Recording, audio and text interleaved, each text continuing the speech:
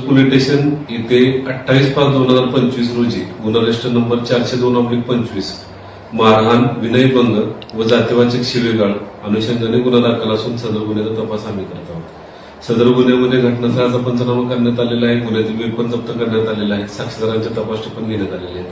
सदर गुन्ह्यातील आरोपी त्याला 29/5/2025 रोजी ताब्यात घेतलं, त्यानंतर 30/5/2025 रोजी ताब्यात घेतला। त्याला दोन्ही वेळा ताब्यात घेऊन वैद्यकीय तपासणी करता नेला असता सदर आरोपी त्याचा बीपी हाय होत असल्याने व त्याला हायपर टेन्शन असल्यामुळे डॉक्टरने त्याला अनफिट दिलं होतं।